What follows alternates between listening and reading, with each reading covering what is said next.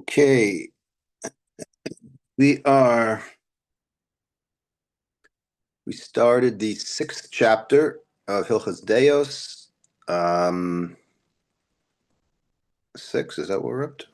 Yes, the sixth chapter. We touched on very important topics. We spoke about last week the Haftal L'Recha Kamocha, Dvekis, not the band, but the cleaving to Talmidei Chachamim. Right, that's part of the Rambam's message in this chapter, and he goes through major sugyas. We spoke about ger last week, about ahavas hager. We are up to number hey. So chapter 6, halacha hey, kol hasona echad mi Yisrael belibo over below taseh. So the Rambam goes from 4, which is ahavas hager. Well, he goes from the ahavta l'recha kamocha to ahavas hager to sinah. Sinah means hatred, animosity.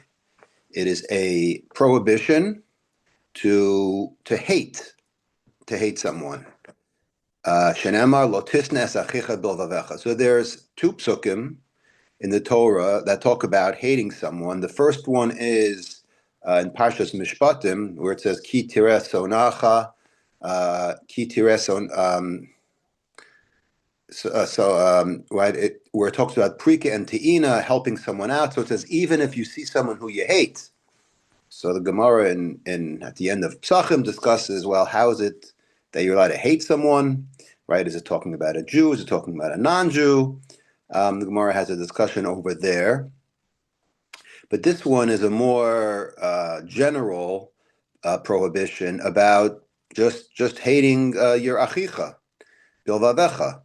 Now, the stress is on the word bilvavecha, okay? And that's what we'll do just a little bit of a Sefer HaChinuch, because we always used to do Sefer HaChinuchs, if you remember back when. Let me open it up. The Sefer HaChinuch says, regarding hating someone, we're in number 238. He quotes the Sifra, and he says, Lo amarti ela sina shehi balev. So the Rambam gets this from the Sifra, which says this is only someone who hates someone else balev. Okay, he doesn't show anything. He doesn't demonstrate. That's the key word over here. And he quotes the Gemara in Erechim, that it's sina shebalev hakasav medaber. Aval kishayira lo sina v'yeda shehus. I'm reading from the Sefer HaChinuch. Aval kishayira lo sina v'yeda shehus sona enu over al zeh halav. Wow.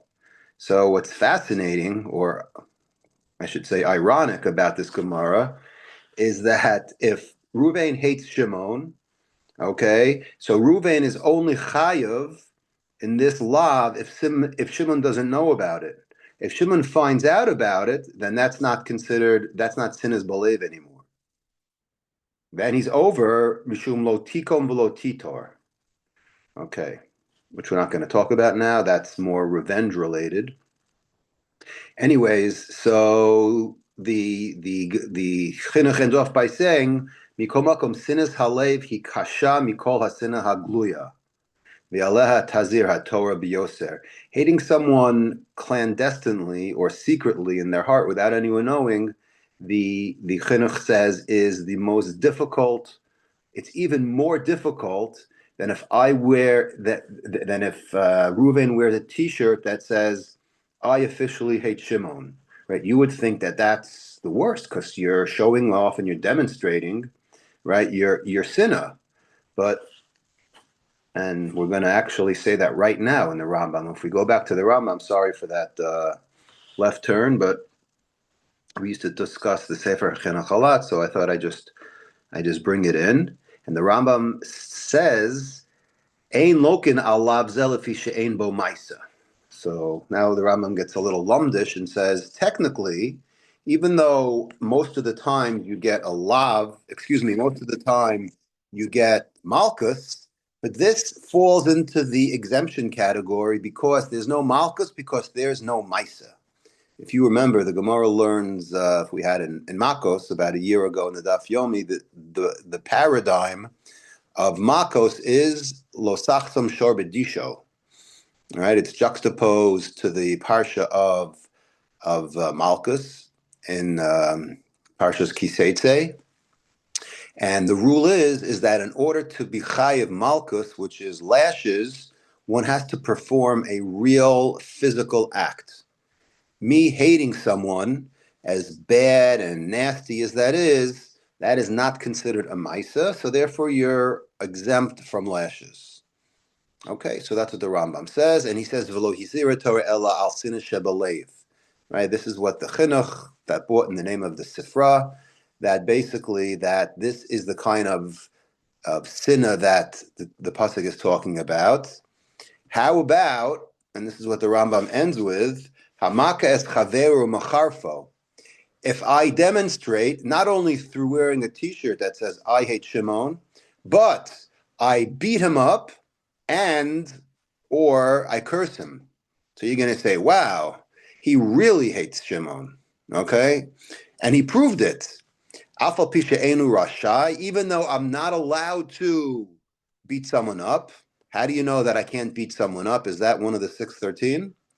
The answer is absolutely yes. If you remember from Makos, there's a prohibition called Lo Yosef Pen Tosif, right? Just like you can't give someone one extra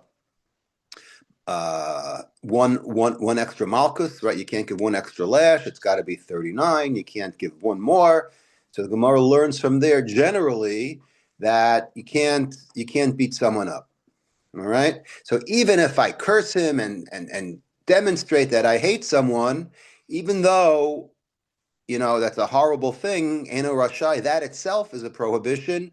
Eno over Mishum Lotisna, technically, I did not violate. So you have to be a very, very unique individual who hates someone, doesn't let it be known, and keeps it inside his heart so no one else knows except him and God. That is the qualifier for the lo taseh of lo tisna es achicha bilvavecha. Okay, let's go on to the next one. We are going to continue that motif, and he says kishayichta ish leish lo yistemenu v'yishtok. So the Rambam says in number 6, he says when getting back to Reuven and Shimon.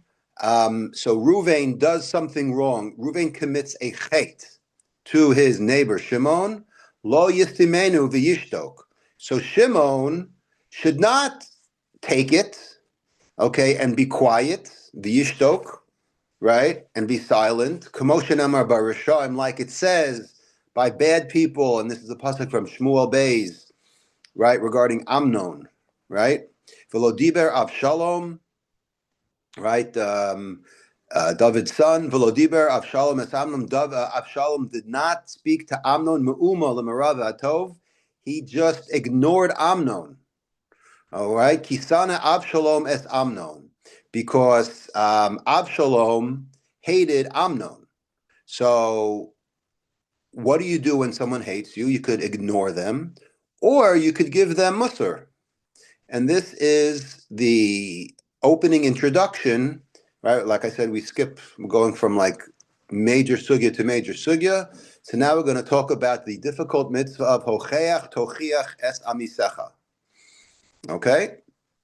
Which means you should surely, literally it means to admonish, it means to give tochacha. So the Rambam ends off by saying, Ela mitzvah alav lahodio. So the Rambam says, in a perfect world, after, let's say, Reuven assaults Shimon or verbally degrades him or does whatever to Shimon, Shimon should say, hey, what up? Why am I being picked on? What did I do? Okay? Why are you sinning toward me? Right? Shenemar, the pasuk says, "Hocheach tochiach et amitecha." And if afterward Reuven, the one who committed the wrong, asks Shimon for forgiveness, I absolutely have to forgive him. That's the rule. Tzarech limchol v'lo yehamochel achzari. And Shimon, who has to forgive Ruvain, shouldn't like say, "Oh, let me think about it." He can't be wicked. Shenema vayitpalel Avraham el Elokim. Okay, that's a pasuk. The story of when Abimelech, right? Remember when he took Sarah and he got Negaim Gdolim, right? So it says that Avraham davened to heal Avimelech. That's a Mishnah at the end of, if you remember, the eighth parak of, I think it's 92 or 93, Tzadik Beis or Tzadik Gimel in Bava Kama, where it says that the laws of personal injury are located in that parak. And the last Mishnah talks about that you're not complete until you actually ask forgiveness. That is the last step. So the Rambam over here basically says, you got to do the right thing, and you got to, now it's a little bit difficult because I think, it's maybe unrealistic, when Ruvain's beating you up, right, is beating up Shimon, for Shimon to say, hey, you're not doing the right thing. I mean, so this may be a little bit too much of a, what we call it, a Brady Bunch world, where things, are very, very simplistic, but it's very, very difficult. In fact, I forgot which commentator. I know there was a three-way, I don't remember, but there were three commentators were asked the most difficult mitzvah to perform of the 613. And I remember two of the three answers. One of them was Simchas Yontif, to actually be happy on Yontif, despite whatever's going on. And the second opinion was this mitzvah of giving musr to someone. The Gemara in Erechim talks about how difficult it is, and it's just known as a very, very difficult mitzvah because, who are we? So the Rambam gives one example where if you're getting beat up, so you say, hey, you're wicked. You can't be beating me up. So, that's one instance. But if you see somebody sinning, stepping up and giving them musr, people don't usually like to enter into their situation because no one's perfect. And they say, who am I to, tell you what to do? That's usually the first cop-out answer. But there are many, many excuses as to why people do not like giving musr. And that's probably, the top one answer. But nevertheless, the Rambam says it is a mitzvah aseh. So let's just do one more. And the Rambam here describes how to do this mitzvah more in detail in number 7. Halacha Zayin, Harach Haver Shechata O Shahalach B'derech Lo Tova. So this is not like the last halacha where someone is getting beaten up. That's one thing. But if I just walk down the street and I see someone doing something he shouldn't be doing, mitzvah lahachzir l'mutav, right? This is the kiruv patrol, right? So you gotta go around and right, you gotta restore order. And tell them that they are sinning. Again, this is a very, very perfect world where where this could happen.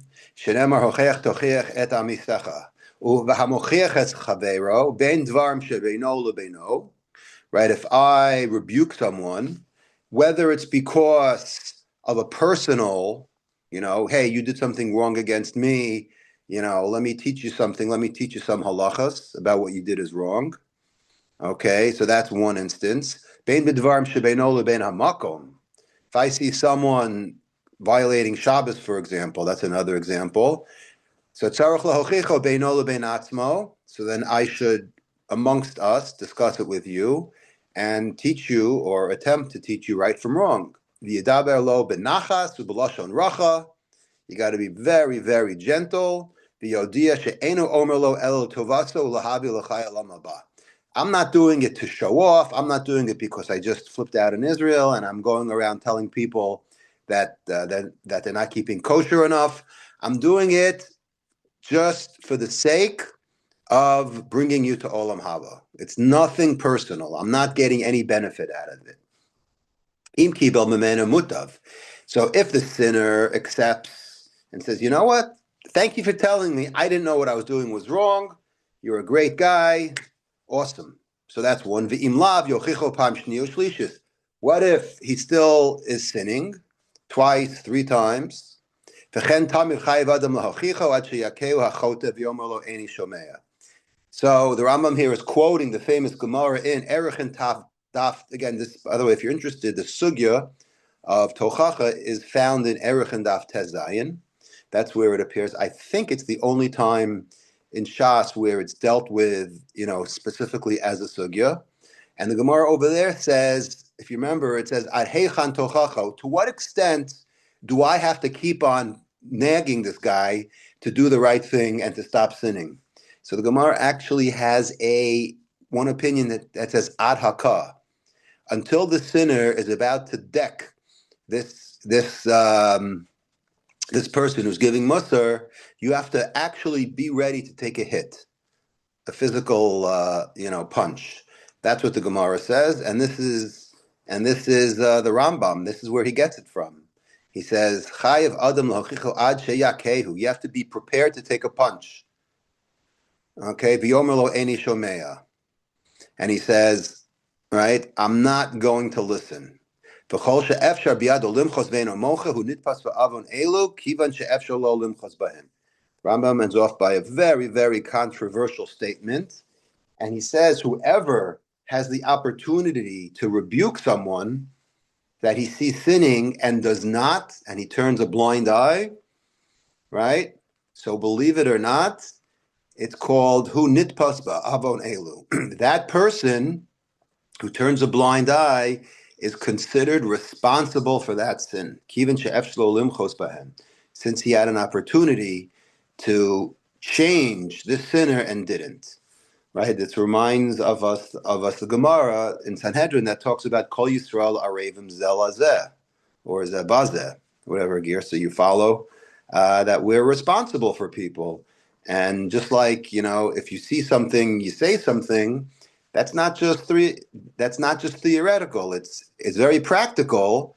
And I don't know how literal one should take this, but it's just, even if it's not 100% literal, the Rambam is just stressing that it is possible that you are somewhat responsible if you have an opportunity to stop someone and you don't, there's some kind of guilt, right? A lot to talk about on that last sentence. I'm not going to because of time and maybe for another reason, but that's really where the Rambam ends off.